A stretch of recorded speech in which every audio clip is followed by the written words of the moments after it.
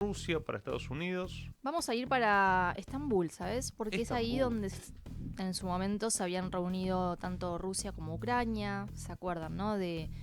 Estaba todo listo para la firma de un acuerdo de paz Sí. con la mediación de Turquía allí en Estambul. Ujú. Y cuando era un momento en el que, bueno, Rusia tenía sitiada a Kiev. Y como gesto de buena voluntad, porque estaban a punto de firmar un acuerdo de paz, bueno, Rusia retira las tropas de la capital ucraniana y a los pocos días Zelensky decide retirarse del acuerdo de paz, ¿no? Aconsejado por Reino Unido. En ese momento estaba Boris Johnson en el gobierno.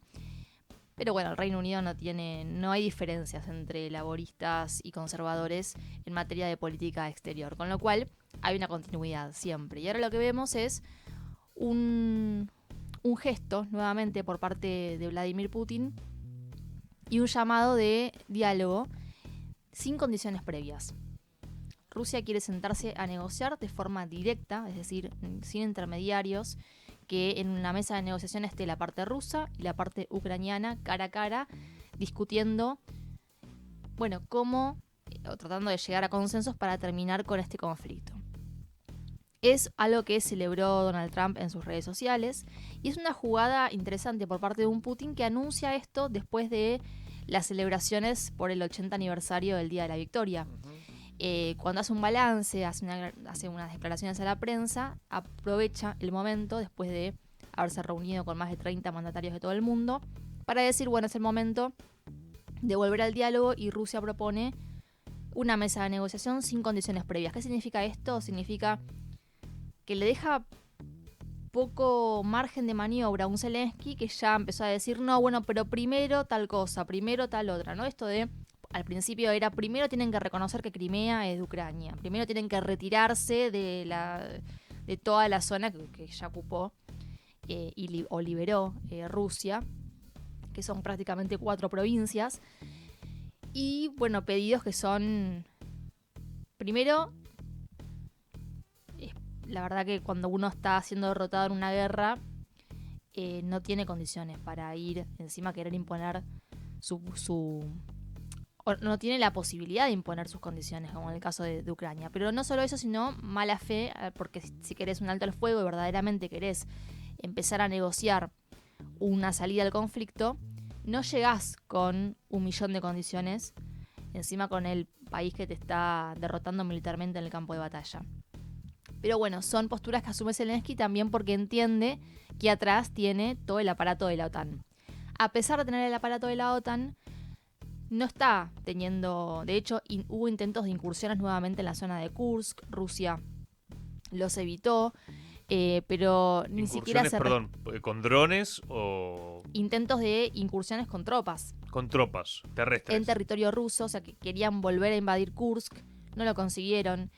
Y aparte, bueno, violaciones al alto al fuego, el de Pascua, el que propuso Estados Unidos sobre infraestructura energética y la última tregua a la que directamente ni siquiera adhiere Ucrania, que era la tregua por estos 3 días en el Día de la Victoria.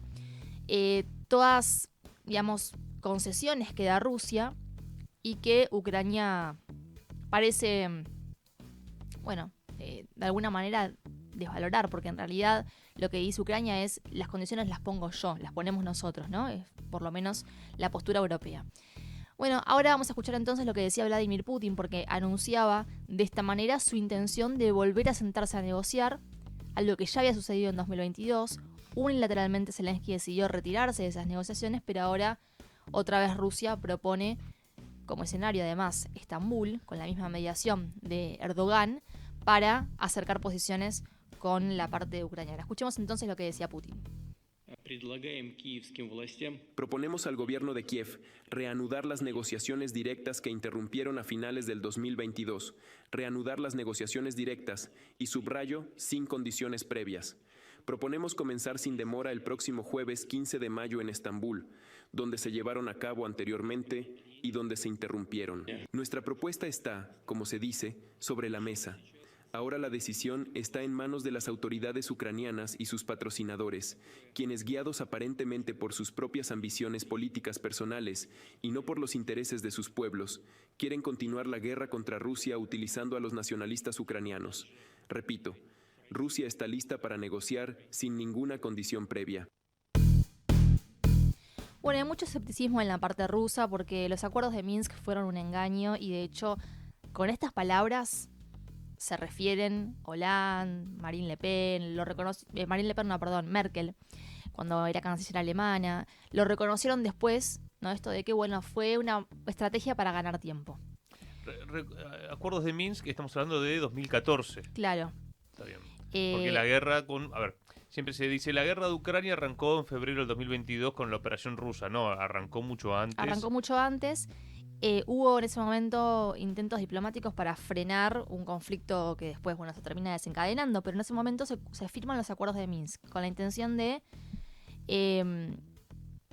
acercar posiciones, pero además tener en cuenta las demandas rusas, o por lo menos por eso firma Rusia, ¿no? Esos acuerdos que se violaron completamente y aparte ya patea completamente la mesa a Zelensky cuando decide impulsar la adhesión de Ucrania a la OTAN. Rusia quiere un estado tapón, quiere un estado neutral, un estado sin armas nucleares y que no genere una amenaza de seguridad para Rusia, simplemente eso. Y también lo que está pidiendo es, bueno, después de la operación militar especial, el reconocimiento de la reconfiguración territorial, cosa que Ucrania parece no ser en ese sentido, pero sí Trump, hemos escuchado al presidente estadounidense decir, bueno, en un momento Ucrania va a tener que ver la realidad y aceptarla. Vamos a ver ahora qué pasa, porque hubo una respuesta ya por parte de Ucrania, por parte de Zelensky, que se venía reuniendo el fin de semana previo a lo que acabamos de escuchar por parte de Putin. Se había reunido con Macron, sí, con Tusk, que es el primer ministro de Polonia, y con Starmer, el primer ministro de Reino Unido, que es esta coalición de voluntarios que son los que vienen impulsando el envío de tropas de paz a Ucrania. Hubo una reunión y al día siguiente, o a las horas, Putin hace esta propuesta. Un poco para desarticular esta coalición de los voluntarios que intenta tener un juego independiente de Trump, aunque seguramente por atrás haya algún tipo de concesiones, pero lo cierto es que tenemos una Europa que no quiere, a pesar de ver la situación en el teatro de operaciones y la derrota obvia y evidente de Ucrania, no quiere reconocerlo. Ahora, el 15 es este jueves. Ahora Sí. Ucrania tiene que responder si va o no va. Bueno, ¿qué respondió Ucrania? Esperamos un alto el fuego completo y duradero a partir de mañana, es decir, a partir del día de hoy, Sí. que proporcione la base necesaria para la diplomacia. No tiene sentido prolongar la matanza, dijo Zelensky. Y el jueves esperaré a Putin en Turquía, en persona. Espero que esta vez los rusos no busquen razones para no hacerlo. Un caradura directamente, porque él se fue de las negociaciones de 2022 y ahora aparece nuevamente esta oportunidad, pero la posición de Ucrania es de muchísima debilidad si Pero uno hace Putin la no- comparación con 2022. Putin no viaja. Putin no va a viajar para estar cara a cara con Zelensky. Primero porque no reconoce la legitimidad de Zelensky, Claro. y hay un sentido en eso porque la verdad es que ya expiró su mandato. Va a ir Lavrov, no sé, alguno de ellos. Va a haber una delegación diplomática rusa, ya están viendo quiénes van a ser aquellos que compongan esa delegación, pero no va. Zelensky también quiere posicionarse como un líder que todavía tiene cierto nivel de aceptación, cosa que no es así, pero busca recuperar parte del carisma perdido, ¿no? Entonces dice, quiero hablar cara a cara con Putin. Eso no va a suceder. Ahora, sí lo que puede llegar a pasar es que acepte Putin un alto el fuego temporal, porque acá el tema es, Rusia no quiere un alto el fuego, ponele 30 días, que sirva para que se rearme Ucrania, se reorganice, mejore su posición y después otra vez vuelva el conflicto. ¿Por qué? Porque Rusia está ganando. Entonces, si vos estás ganando, lo que querés es básicamente cerrar lo antes posible, o continuar la guerra y seguir ganando territorio, recursos, lo que sea. Pero en este caso lo que vemos es un Zelensky que quiere aprovechar, por eso digo, y por eso hablo de los acuerdos de Minsk, y por eso también traigo a colación el casi acuerdo de Turquía, esto de ganar tiempo para intentar rearmarse, reposicionarse y volver al conflicto. Esto es lo que quiere evitar Rusia.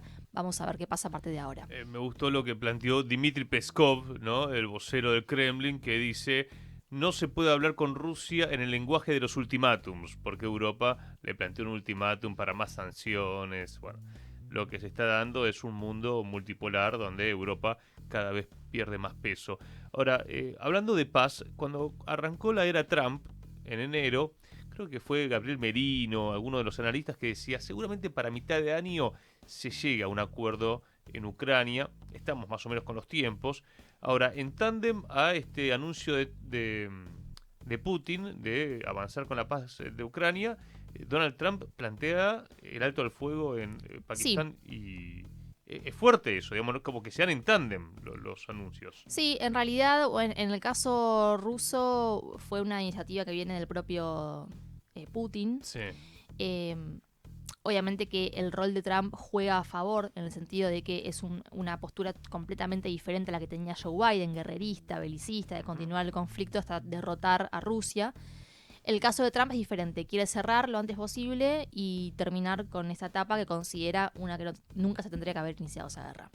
Entonces aprovecha obviamente Putin esa posición de Donald Trump, porque aparte también presiona de alguna manera a Zelensky para, bueno, ceder en algunos temas particulares. El territorial va a tener que ceder. Ahora, después, ¿qué pasa con Ucrania como Estado?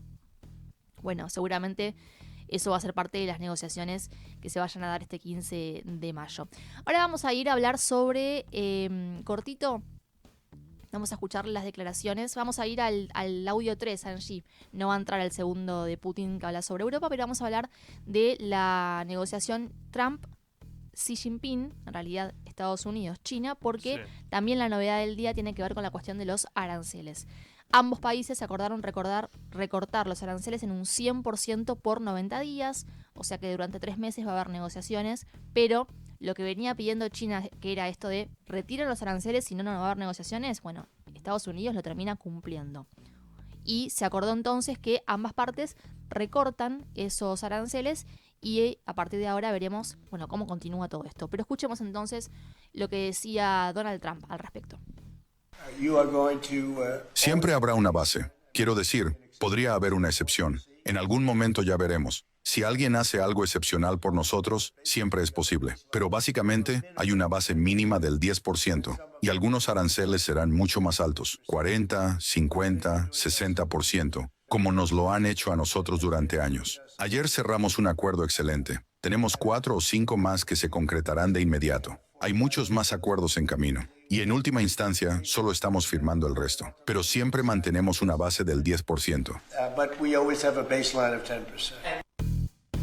Quiere pararse desde un lugar de poder Donald Trump y dice, bueno, pero igual tenemos una base del 10%. La realidad es que tuvo que rebajar los aranceles del 145 al 30%. Y es ahí que China dijo, bueno, ahora sí, negociemos.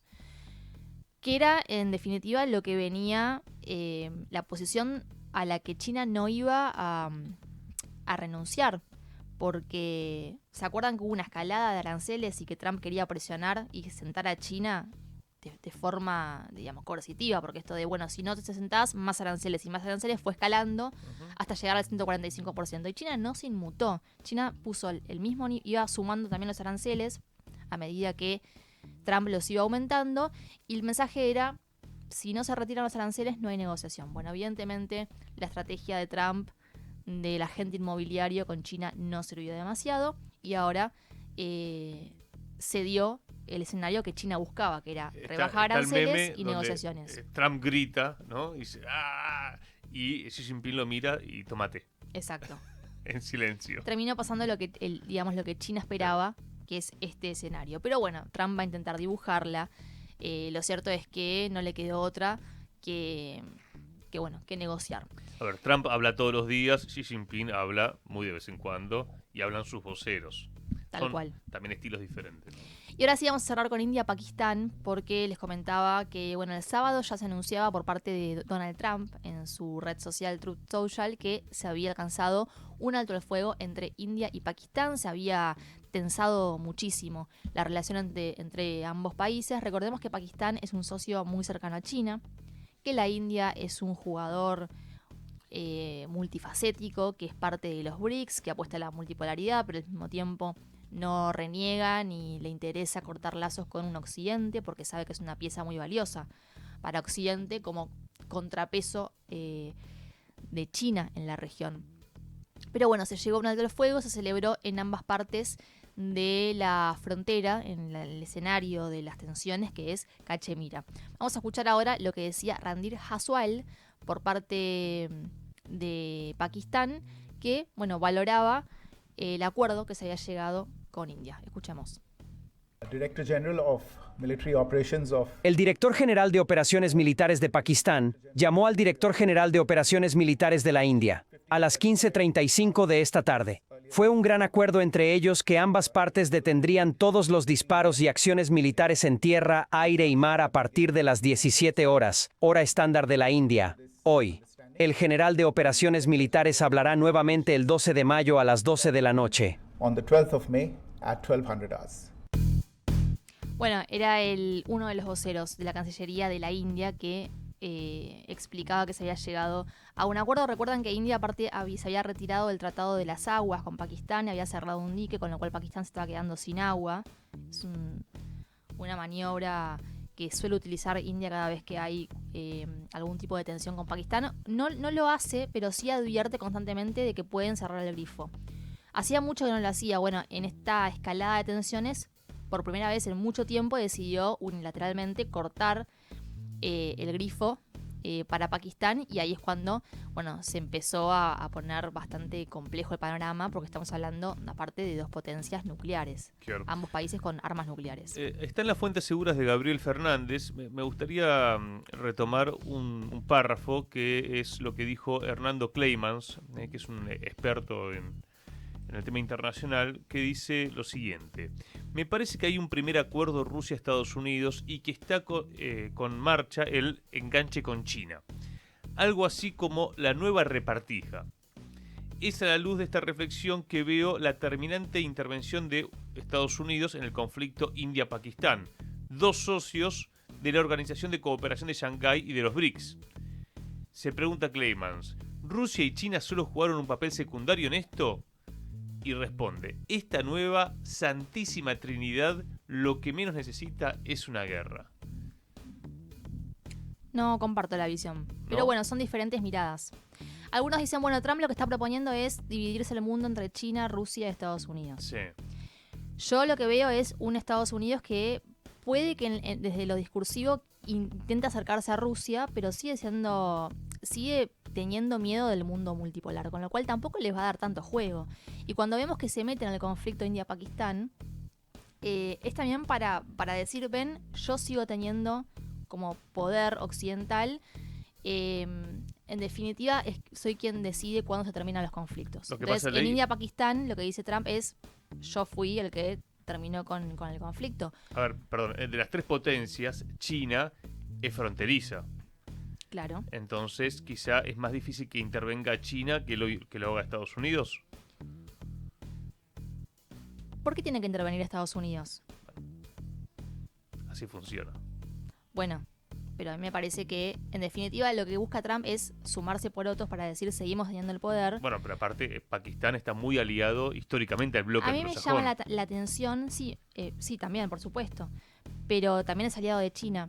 A mí me llama la atención que esta escalada se dio en un momento también clave de negociaciones entre China y Estados Unidos, que, digamos, estalla después de que J.D. Vance visitara la India. Hubo cosas que llamaron mucho la atención.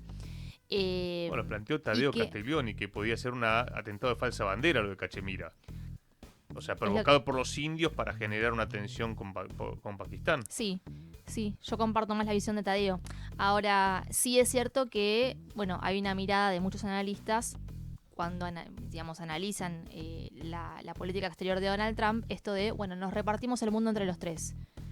Yo no sé si es tan así. Yo creo que todavía Trump cree tener el poder, no solo en su esfera de influencia, que es América, sino en todo el mundo. A ver, si hay algo que no es lineal, China. Que no es lineal, es la política internacional, y aparte Estados Unidos no es un solo bloque. Sabemos que conviven y que hay diferentes intereses, y de acuerdo a la zona también hay distintas fuerzas que Sí, intervienen. yo creo que también Trump tiene la viveza de darse cuenta que, de hecho, en su propio lema, Make America Great Again, se da cuenta perfectamente de que Estados Unidos ya no es lo que era. Lo entiende, pero quiere recuperar ese poder. O sea, hay una aspiración de volver a ese Estados Unidos todopoderoso. Por eso entiende que se tiene que retirar algunos conflictos porque no puede tener tantos frentes abiertos. Y, en definitiva, eso es lo que le reclama al gobierno de Biden, ¿no? A los demócratas, esto de querer meterse en todos lados y no beneficiar la posición estadounidense. Lo que es rupturista en el caso de Donald Trump, creo yo, es esto de terminar con los conflictos, porque en definitiva él apuesta a un cierre de conflictos en el mundo para enfocarse en su prioridad, que es, bueno, fortalecer nuevamente a Estados Unidos. Veremos si lo consigue.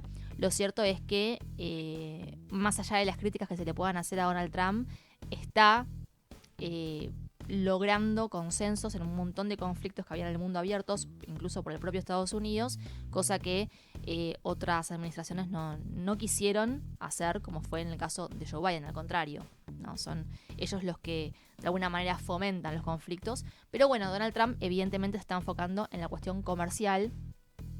Él entiende que la superioridad estadounidense se basa en el comercio y se basa en la economía, y es lo que quiere reflotar para, bueno, volver a tomar ese lugar de liderazgo a nivel global. 14 grados 5 la temperatura actual, 20 de máxima para este lunes. Se pueden comunicar al WhatsApp de la radio.